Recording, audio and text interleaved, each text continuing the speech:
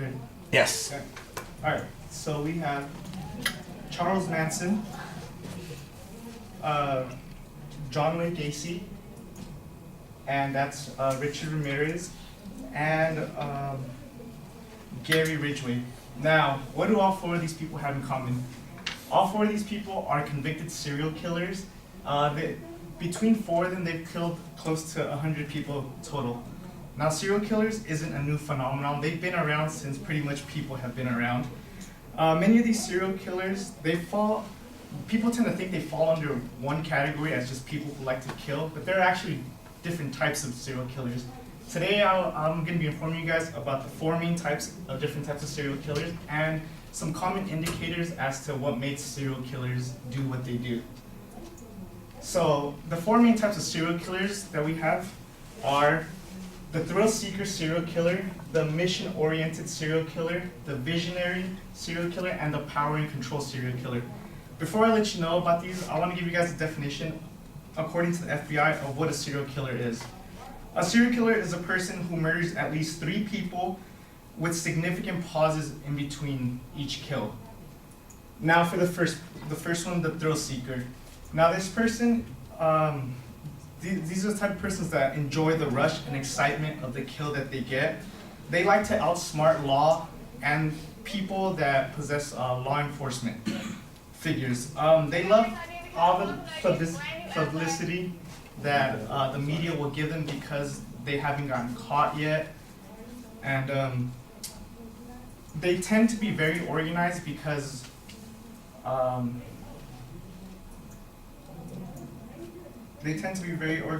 they keep track of how many people they've killed, and they actually keep items from each victim. Perfect example of this type of killer is the Zodiac Killer. Now, the Zodiac Killer, he would send letters to different newspapers in San Francisco saying that he would kill people. And by doing this, he was mocking the police, saying pretty much that he can kill people and get away with it. And he demanded the letters that he sent to be put in front of the newspaper, or else if they didn't do it, he would keep killing. And he was never caught, so he got away with that. The second type is the mission-oriented serial killer, which these people feel like they're doing society a favor by targeting a specific group of people. Now, these people could be like people we deem as bad people, as homosexuals, drug dealers, prostitutes, and those types of people. They can also, for a mission-oriented serial killer, they could be an in-depth personal problem that they had, such as Carol Edward Cole. This serial killer, actually, his mom was having affairs, and his mom would make him watch her have affairs, and she would beat him in order so she wouldn't tell his father. So what made him a serial killer, or the people that he would target, would be women that would cheat on their boyfriends, and by doing so, he killed 13 women by doing that. Now, the third one, we have the visionary serial killers. Now, these are the serial killers that we think are the crazy ones. They tend to be delusional, they hallucinate, and they suffer from sorts of psychosis. And these are the types that they hear voices from higher entities such as God, whatever God they believe in, or whatever devil they believe in. And these voices tell them to commit murders. Now, an example of this one is Herbert Mullins. He was actually nearby in Santa Cruz, and he was hearing voices that said he needed to murder people in order to prevent a big earthquake happening in California. So he went out and killed people. Now, the power and control. Now, this is the most general, the one the movies tend to show. These are the ones that enjoy inflicting pain and suffering into their victims and just like watching it. When they become serial killers, they went through child abuse, and the reason they become power and control type serial killers is because what they felt when they were younger, they want to inflict into others so they can feel it too.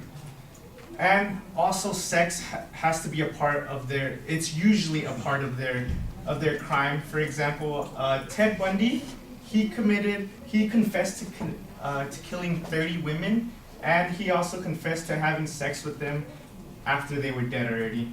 So when we think of serial killers, we often come and think of like what makes these people do what they do, and a lot of it has to do with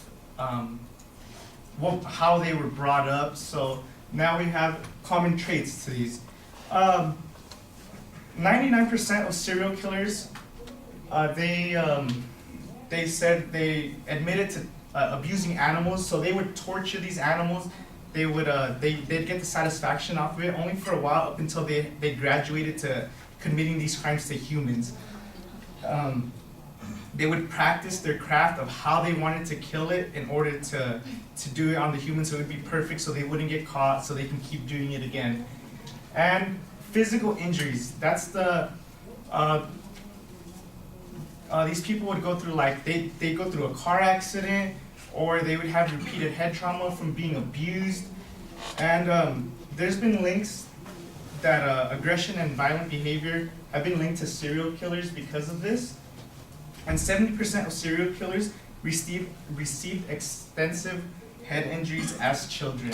So a lot of this stuff happens when they're being brought up. Now the next one is growing up lonely and isolated. This is the little kid that can't build any relationships or meaningful relationships.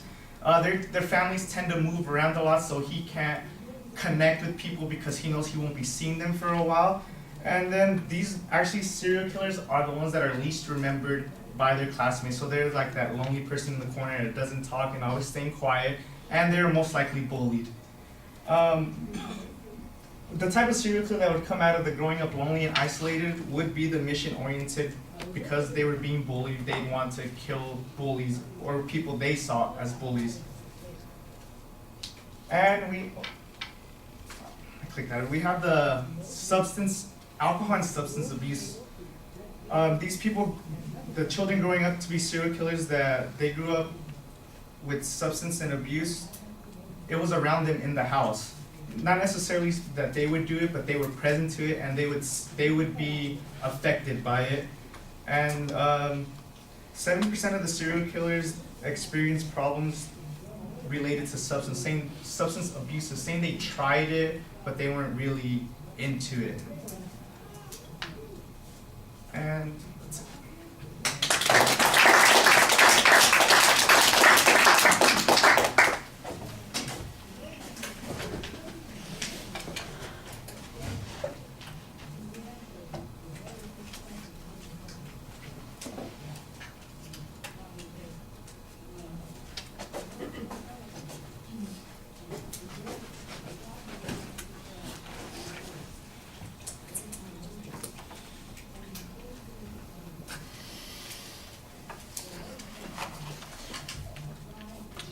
All right, Cynthia, what did you think? I thought it was good, a good topic overall.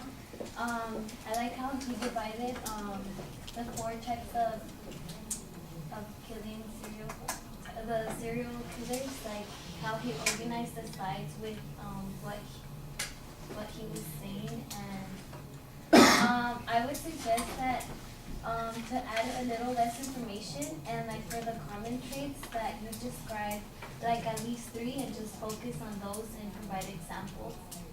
And overall, it was a good presentation and interesting topic.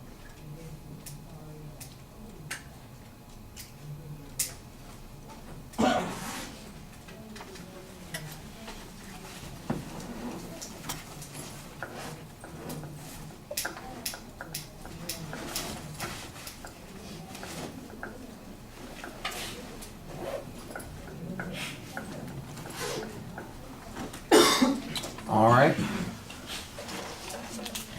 And I thought there were a lot of things in the speech that were really very good. I like the visuals for the attention device when you bring up the 4 serial killers and reveal, that that's what they have in common. I thought that worked pretty well. Although when you start with Charlie Manson, there's probably not going to be a lot of doubt as to what it is that they have in common.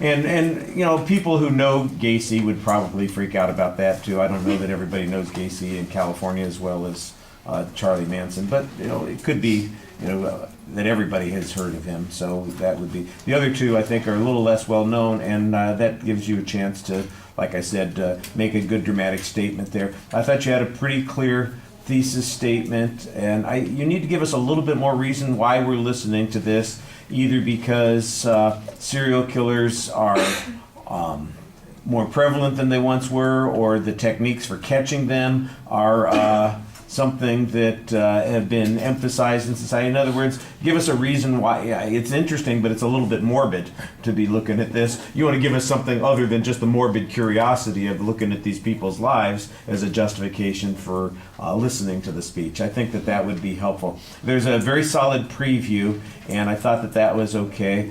You had a definition from the FBI about serial killers that I thought was kind of interesting, that it has to be 3 people that are killed, and there has to be some time that passes between those killings, and that's what identifies them as a serial killer. I could use a little bit of an explanation about why 3 is the number and why the time issue. I can kind of guess at the time issue because that would exclude, for instance, people who are spree killers who, you know, killed 10 people on their way out of the bank, you know, that sort of thing. They're not really serial killers satisfying some need. It is just, except, you know, their need to escape in that particular situation, which is not the same thing as what you're talking about. But the number 3, for instance, I thought was maybe could use a little bit more explanation.